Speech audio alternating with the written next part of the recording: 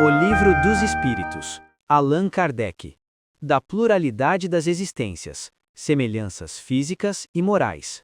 Pergunta número 207. Frequentemente, os pais transmitem aos filhos aparência física. Transmitirão também alguma aparência moral? Não. Que diferentes são as almas ou espíritos de uns e outros. O corpo deriva do corpo, mas o espírito não procede do espírito. Entre os descendentes das raças, apenas há consanguinidade. Pergunta número 207A. Donde se originam as semelhanças morais que às vezes existem entre pais e filhos? É que uns e outros são espíritos simpáticos, que reciprocamente se atraíram pela similitude dos pendores. Pergunta número 208.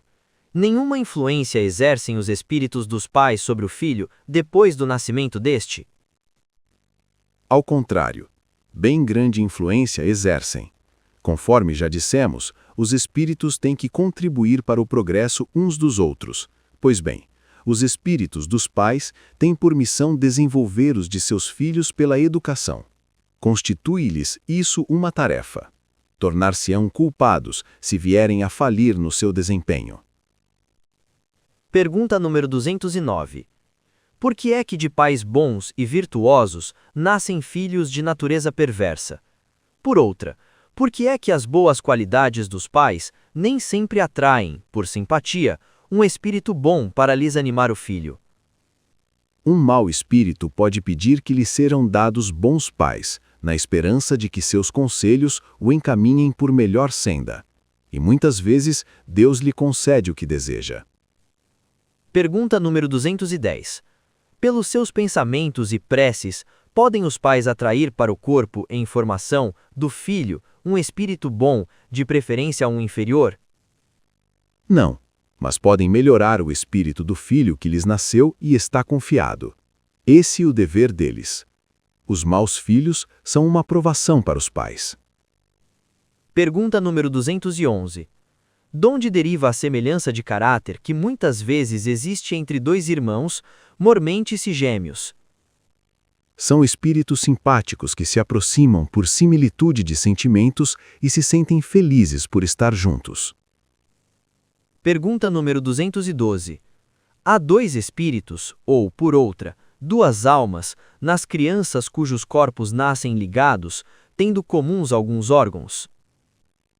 Sim, mas a semelhança entre essas almas é tal que faz-vos pareçam, em muitos casos, uma só. Pergunta número 213. Pois que nos gêmeos os espíritos encarnam por simpatia, donde provém a aversão que às vezes se nota entre eles? Não é de regra que sejam simpáticos os espíritos dos gêmeos. Acontece também que espíritos maus entendam de lutar juntos no palco da vida. Pergunta número 214. Que se deve pensar dessas histórias de crianças que lutam no seio materno? Alegorias. Para significarem quão inveterado era o ódio que reciprocamente se votavam, figuram-no a se fazer sentir antes do nascimento delas. Em geral, não levais muito em conta as imagens poéticas. Pergunta número 215. Que é o que dá origem ao caráter distintivo que se nota em cada povo?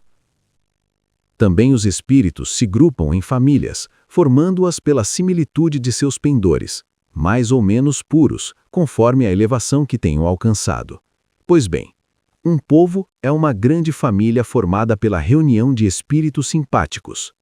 Na tendência que apresentam os membros dessas famílias para se unirem é que está a origem da semelhança que, existindo entre os indivíduos, constitui o caráter distintivo de cada povo. Julgas que espíritos bons e humanitários procurem para nele encarnar um povo rude e grosseiro? Não. Os espíritos simpatizam com as coletividades, como simpatizam com os indivíduos. Nelas se acham no meio que lhes é próprio. Pergunta número 216. Em suas novas existências, conservará o espírito traços do caráter moral de suas existências anteriores? Isso pode dar-se, mas melhorando-se, ele muda. Pode também acontecer que sua posição social venha a ser outra. Se de senhor passa a escravo, diversos serão os seus gostos, e terias dificuldades em reconhecê-lo. Sendo o espírito sempre o mesmo nas diversas encarnações, podem existir certas analogias entre as suas manifestações, se bem que modificadas pelos hábitos da posição que ocupe, até que um aperfeiçoamento notável lhe haja mudado completamente o caráter. Porquanto, de orgulhoso e mau, pode tornar-se humilde e bondoso, se arrependeu. Pergunta número 217. E do caráter físico de suas existências pretéritas, conserva o espírito traços nas suas existências posteriores? O novo corpo que ele toma nenhuma relação tem com o que foi anteriormente destruído. Entretanto, o espírito se reflete no corpo. Sem dúvida que este é unicamente matéria. Porém, nada obstante, se modela pelas capacidades do espírito, que lhe imprime certo cunho, sobretudo ao rosto, pelo que é verdadeiro dizer-se que os olhos são o espelho da alma, isto é, que o semblante do indivíduo lhe reflete de modo particular a alma. Assim é que uma pessoa excessivamente feia, quando nela habita um espírito bom, ponderado, humanitário, tem qualquer coisa que agrada, ao passo que há rostos belíssimos que nenhuma impressão te causam, que até chegam a inspirar-te repulsão. Poderia supor que somente corpos bem moldados servem de envoltório aos mais perfeitos espíritos, quando o certo é que todos os dias deparas com homens de bem sob um exterior disforme.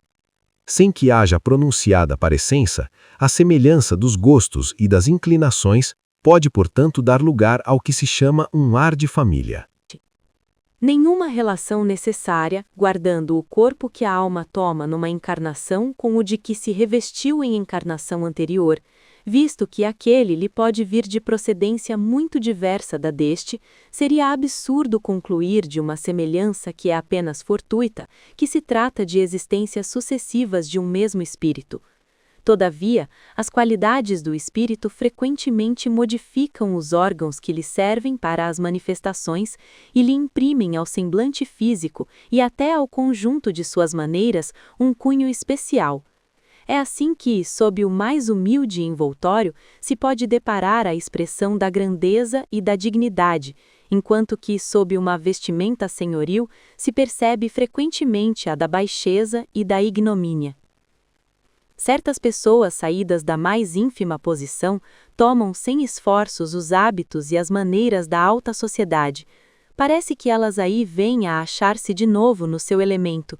Outras, contrariamente, apesar do nascimento e da educação, se mostram sempre deslocadas em tal meio. De que modo se há de explicar esse fato, senão como reflexo daquilo que o espírito foi antes?